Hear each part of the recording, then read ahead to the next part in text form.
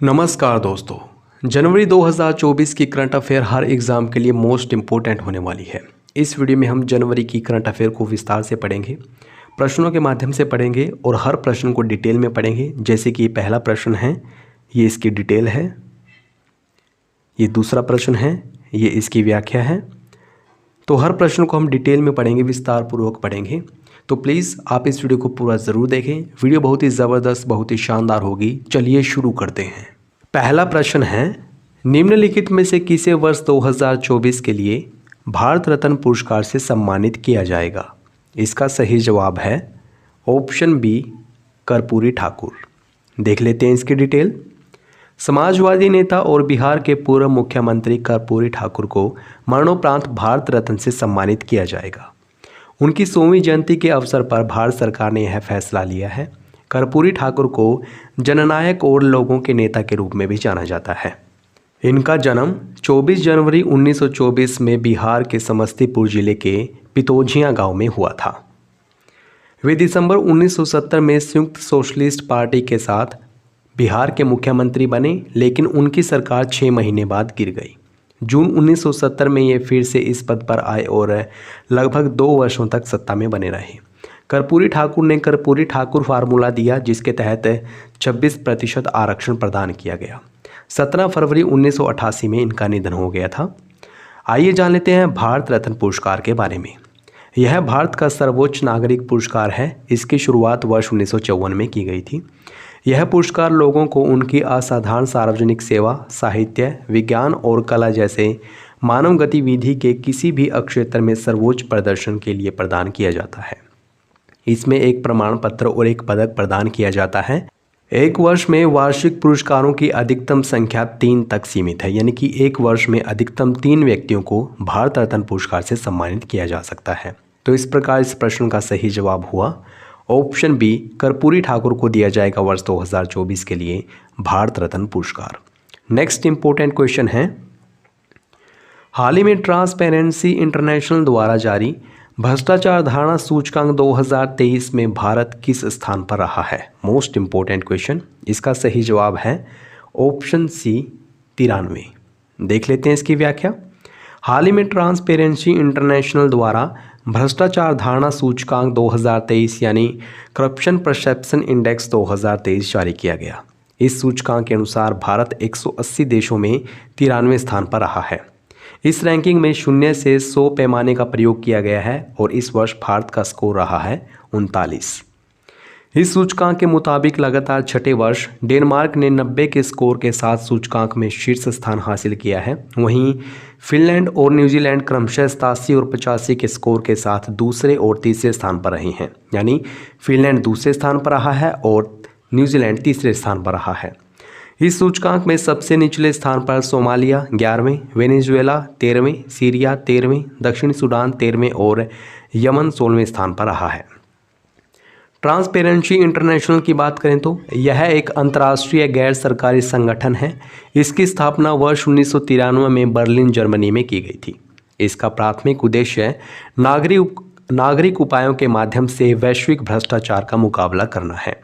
तो इस प्रकार इस प्रश्न का सही जवाब है ऑप्शन सी, 93 स्थान पर है भारत करप्शन परसेप्शन इंडेक्स 2023 में। नेक्स्ट इंपॉर्टेंट क्वेश्चन की ओर बढ़ते हैं। हाल ही में किस राज्य में स्टैच्यू ऑफ सोशल जस्टिस का अनावरण किया गया है? इसका सही जवाब है ऑप्शन बी, आंध्र प्रदेश। हाल ही में आंध्र प्रदेश सरकार ने विजयवाड़ा में भारतीय संविधान के निर्माता डॉक्टर BR अम्बेडकर की दुनिया की सबसे ऊंची प्रतिमा का अनावरण किया है। बता दें कि आंध्र प्रदेश सरकार ने इसे स्टैच्यू ऑफ सोशल जस्टिस का नाम दिया है। ज़मीन से 206 फीट की ऊंचाई पर स्थित यह प्रतिमा दुनिया की 50 सबसे ऊंची प्रतिमाओं में से एक होगी। गौरतलब है कि पिछले साल अमेरिका के मैरीलैंड में भारत के बाहर अम्बेडकर की सबसे ऊंची प्रतिमा का अनावरण किया गया था, जिसको नाम दिया गया था statue of equality. Doctor BR Ambedkar की बात कर लेते हैं। ये एक प्रमुख भारतीय न्यायविद, अर्थशास्त्री, समाज सुधारक और राजनीतिज्ञ थे। इनका जन्म 14 अप्रैल 1891 में हुआ था और ये अपने अनुयायियों के बीच बाबा साहेब के नाम से लोकप्रिय हैं। यह भारतीय संविधान की प्रारूप समिति के अध्यक्ष थे और इनको भारतीय संविधान का जनक भी कहा जाता है। इसके अलावा वर्ष 1947 में डॉक्टर अंबेडकर स्वतंत्र भारत की पहली कैबिनेट में कानून मंत्री बने थे। 14 अक्टूबर को बौद्ध धर्म अपनाने के बाद 6 दिसंबर 1956 को इनका निधन हो गया। तो इसलिए इस प्रश्न का सही जवाब है ऑप्शन बी, आंध्र प्रदेश में स्थापित की गई है स्टैच्यू ऑफ सोशल जस्टिस। अगला प्रश्न है, हाल ही में केंद्रीय पर्यावरण मंत्रालय ने 5 नई आर्द्र भूमियों को रामसर साइट में शामिल करने की घोषणा की है। इसी के साथ भारत में रामसर साइटों की संख्या हो गई है। इसका सही जवाब है ऑप्शन बी 80। पहले 75 थी, 5 और जुड़ गई हैं तो 80 हो गई हैं। देख लेते हैं इसकी व्याख्या। हाल ही में केंद्रीय पर्यावरण मंत्री भूपेंद्र यादव ने भारत में 5 और आर्द्र भूमियाँ यानी कि वेटलैंड्स को रामसर साइटों अंतर्राष्ट्रीय महत्व के वेटलैंड्स के रूप में नामित किया है। इसी के साथ अब देश में आर्द्र भूमियों की संख्या 80 हो गई है, जो 5 नई ऐड की गई है। आइए देख लेते हैं कौन कौन सी हैं वो। पहली है मगधी केरे संरक्षण रिजर्व, जो कि कर्नाटक में स्थित है। दूसरी अंक समुद्र पक्षी संरक्षण रिजर्व, ये भी कर्नाटक में है। तीसरी अघनाशिनी सेंचुरी कर्नाटक में है। क्राइवेटी पक्षी अभ्यारण्य, ये तमिलनाडु में है। और 5वीं है लॉन्गवुड शोला रिजर्व वन, ये भी तमिलनाडु में है। तो ये 5 नई वेटलैंड्स हैं भारत की। रामसर साइट के बारे में देख लेते हैं, क्या होती है रामसर साइट। यह रामसर कन्वेंशन के तहत एक अंतर्राष्ट्रीय महत्व की आर्द्र भूमि है। इसे वर्ष 1971 में यूनेस्को द्वारा स्थापित एक अंतर सरकारी पर्यावरण संधि, जिसे वेटलैंड्स पर कन्वेंशन के रूप में भी जाना जाता है। इसका नाम ईरान के रामसर शहर के नाम पर रखा गया है, जहां 2 फरवरी 1971 को इस सम्मेलन पर हस्ताक्षर किए गए थे और इसलिए 2 फरवरी को अंतर्राष्ट्रीय आर्द्र भूमि दिवस मनाया जाता है। देख लेते हैं next important question. Henley passport सूचकांक 2024 में भारत किस स्थान पर रहा है। इसका सही जवाब है ऑप्शन सी 80 में। हाल ही में हेनले पासपोर्ट सूचकांक 2024 जारी किया गया। यह सूचकांक लंदन स्थित नागरिक और निवास सलाहकार फर्म हेनले एंड पार्टनर्स द्वारा तैयार की गई एक वार्षिक सूची है। इस सूचकांक में 227 गंतव्य और 199 पासपोर्ट शामिल हैं। यह ranking international air transport association यानी IATA द्वारा उपलब्ध कराए गए आंकड़ों पर आधारित है।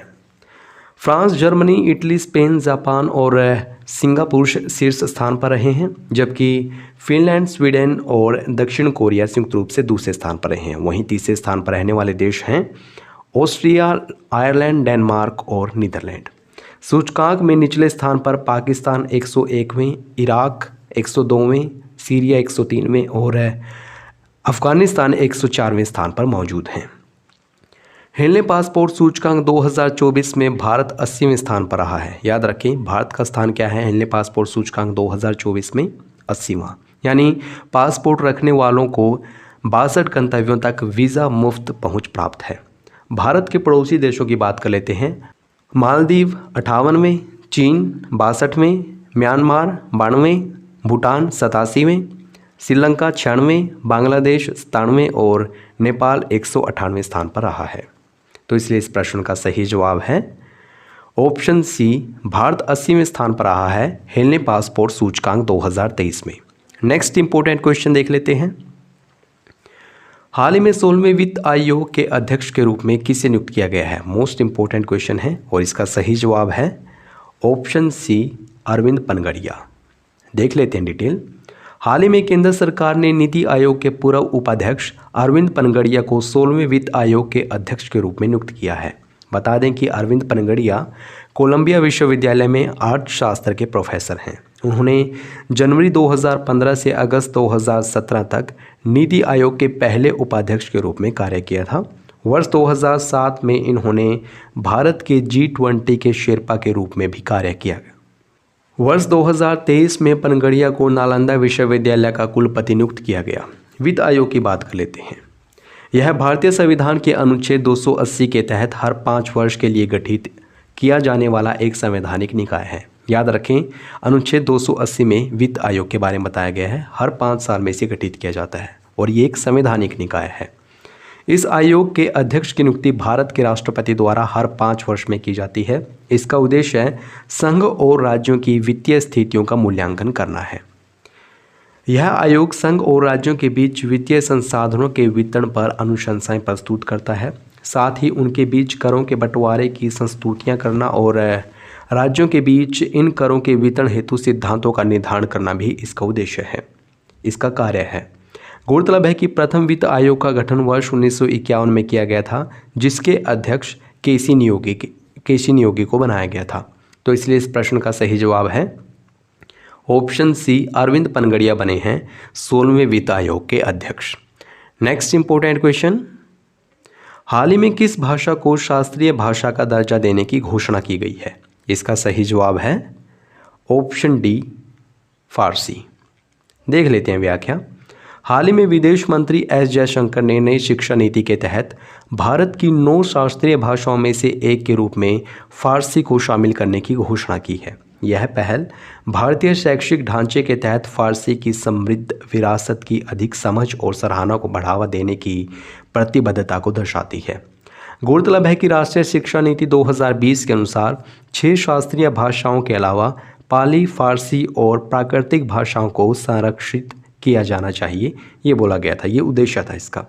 अब आइए देख लेते हैं शास्त्रीय भाषाओं के वर्गीकरण का आधार। किसी भाषा को शास्त्रीय भाषा का दर्जा कब दिया जाएगा? फरवरी 2014 में संस्कृति मंत्रालय द्वारा किसी भाषा को शास्त्रीय भाषा घोषित करने के लिए कुछ दिशा निर्देश जारी किए गए थे। इसके प्रारंभिक ग्रंथों का इतिहास 1500 से 2000 वर्ष से अधिक पुराना हो, प्राचीन ग्रंथों का हिस्सा हो, जिसे बोलने वाले लोगों की पीढ़ियों द्वारा एक मूल्यवान विरासत माना जाता हो, साहित्य परंपरा में मौलिकता हो। अगर कोई भी भाषा इन गुणों को रखती है तो उसको शास्त्रीय भाषा का दर्जा दिया जा सकता है। वर्तमान में 6 भाषाओं को शास्त्रीय भाषा का दर्जा प्रदान किया गया है।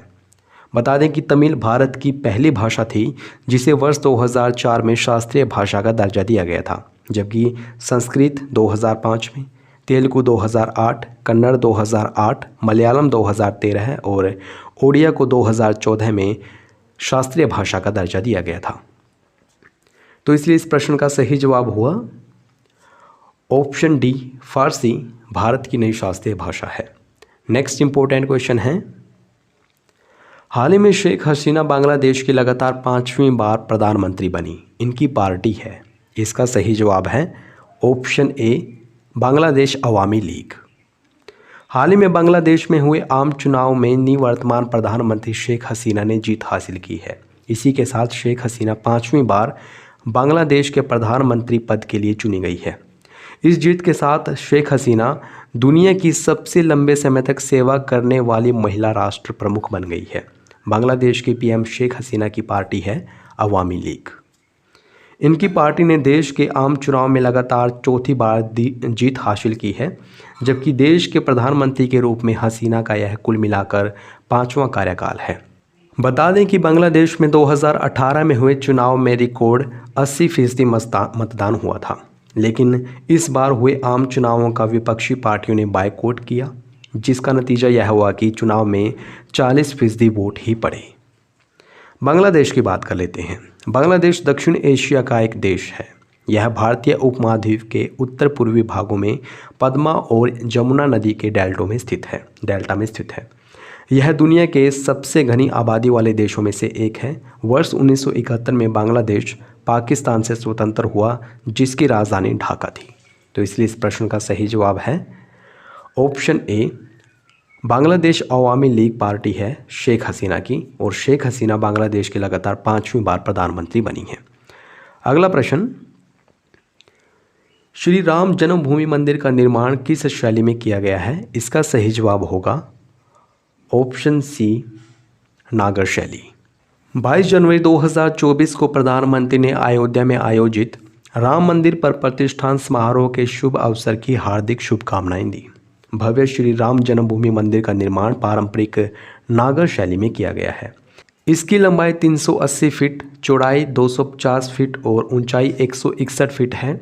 इस मंदिर में कुल 392 स्तंभ और 44 दरवाजे हैं। भूतल पर मुख्य गर्भगृह में भगवान श्री राम के बचपन के स्वरूप अर्थात श्री राम लला मूर्ति को रखा गया है। मंदिर का मुख्य द्वार पूर्व दिशा में स्थित है। मंदिर में कुल 5 मंडप अर्थात हॉल हैं।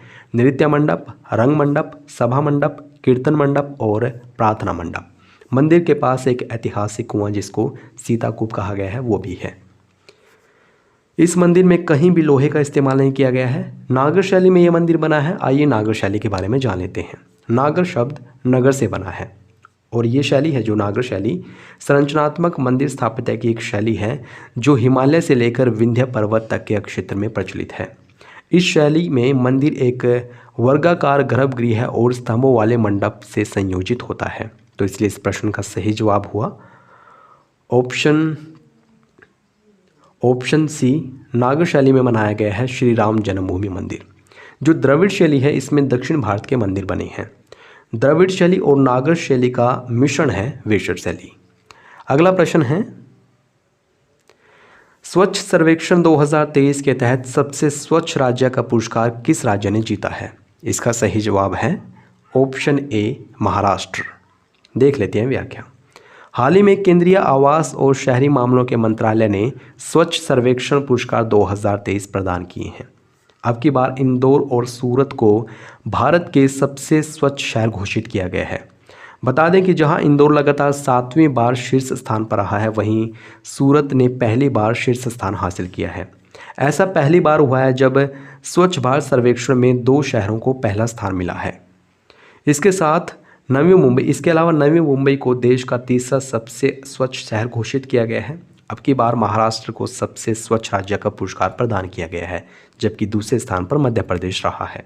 वहीं चंडीगढ़ ने सफाई मित्र सुरक्षित शहर और वाराणसी ने सबसे स्वच्छ गंगा शहर का पुरस्कार जीता है। बता दें कि सफाई मित्र सुरक्षित शहर पुरस्कार स्वच्छता कर्मचारियों के लिए सर्वोत्तम सुरक्षा मानकों वाले शहरों को दिया जाता है। गौरतलब है कि स्वच्छता के लिए यह वार्षिक पुरस्कार 2016 में स्वच्छ भारत मिशन शहरी के एक भाग के रूप में शुरू किए गए थे। तो इसलिए इस प्रश्न का सही जवाब हुआ ऑप्शन ए। स्वच्छ सर्वेक्षण 2023 के तहत सबसे स्वच्छ राज्य का पुरस्कार जीता है महाराष्ट्र ने। दूसरे स्थान पर मध्य प्रदेश रहा है। अगला प्रश्न है, हाल ही में प्रधानमंत्री नरेंद्र मोदी ने छतों पर सौर ऊर्जा प्रणाली स्थापित करने के लिए कौन सी योजना शुरू की है? इसका सही जवाब है ऑप्शन बी प्रधानमंत्री सूर्योदय योजना। हाल ही में प्रधानमंत्री नरेंद्र मोदी ने प्रधानमंत्री सूर्योदय योजना की घोषणा की है। इस योजना के तहत 1 करोड़ परिवारों को छत पर सौर ऊर्जा प्रणाली मिलेगी। यह केंद्र सरकार की एक प्रमुख योजना है। इसमें आवासीय उपभोक्ताओं के लिए छतों पर सौर ऊर्जा प्रणाली स्थापित करना शामिल है। इसका लक्ष्य गरीबों और मध्यम वर्ग के बिजली बिल को कम करने के साथ साथ भारत को ऊर्जा क्षेत्र में आत्मनिर्भर बनाना है। हालांकि छतों पर सौर ऊर्जा प्रणालियों की स्थापना को बढ़ावा देने के लिए यह पहली योजना है। वर्ष 2016 में सरकार ने रूफटॉप सोलर प्रोग्राम शुरू किया था, जिसका लक्ष्य 2022 तक 40 गीगावाट की संचयी स्थापित अक्षमता हासिल करना था, लेकिन यह लक्ष्य प्राप्त नहीं हो सका। परिणाम स्वरूप सरकार ने समय सीमा 2022 से बढ़ाकर 2026 कर दी। नवीन और नवीकरणीय ऊर्जा मंत्रालय के आंकड़ों के अनुसार दिसंबर 2023 तक भारत में सौर ऊर्जा स्थापित अक्षमता लगभग 73.31 गीगावाट तक पहुंच गई और शीर्ष राज्य रहा है इसमें राजस्थान ने कुल 18.7 गीगावाट एनर्जी को प्रोड्यूस किया है। दिसंबर 2023 तक छत पर सौर ऊर्जा स्थापित अक्षमता लगभग 11.08 गीगावाट है। तो इसलिए इस प्रश्न का सही जवाब है ऑप्शन बी प्रधानमंत्री सूर्योदय योजना शुरू की गई है छतों पर सौर ऊर्जा प्रणाली स्थापित करने के लिए। अगला प्रश्न है, 75वें गणतंत्र दिवस समारोह परेड 2024 में प्रथम पुरस्कार किस झांकी ने जीता है? इसका सही जवाब है ऑप्शन डी संस्कृति मंत्रालय की झांकी। हाल ही में संस्कृति मंत्रालय की झांकी ने 75वें गणतंत्र दिवस समारोह परेड 2024 में प्रथम पुरस्कार हासिल किया है। बता दें कि यह घोषणा इंदिरा गांधी राष्ट्रीय कला केंद्र अर्थात IGNCA द्वारा की गई है। यह झांकी भारत लोकतंत्र की जननी अर्थात India mother of democracy theme पर आधारित थी। इस झांकी में एनामॉर्फिक तकनीक का उत्कृष्ट उपयोग किया गया है, जो भारत की समृद्ध सांस्कृतिक विरासत को प्रदर्शित करती है। साथ ही यह झांकी परंपरा और नवीनता का अद्भुत मिश्रण है। बता दें कि यह जीत सिर्फ उनकी रचनात्मकता की पहचान नहीं बल्कि भारत की सांस्कृतिक विरासत की समृद्धि का प्रमाण है। गणतंत्र दिवस की बात कर लेते हैं। हर साल 26 जनवरी को गणतंत्र दिवस मनाया जाता है। यह भारतीय संविधान को अपनाने के उपलक्ष्य में मनाया जाता है जो 1950 में इसी दिन अर्थात 26 जनवरी को लागू किया गया था। वर्ष 2024 में भारत ने अपना 75वां गणतंत्र दिवस मनाया है। तो इसलिए इस प्रश्न का सही जवाब है ऑप्शन डी। संस्कृति मंत्रालय की झांकी ने 75वें गणतंत्र दिवस समारोह परेड 2024 में पहला पुरस्कार हासिल किया है। नेक्स्ट इंपॉर्टेंट क्वेश्चन, हाल ही में 60 पैराशूट फील्ड हॉस्पिटल को वर्ष 2024 के लिए सुभाष चंद्र बोस आपदा प्रबंधन पुरस्कार के लिए चुना गया। बताइए यह हॉस्पिटल किस राज्य में स्थित है।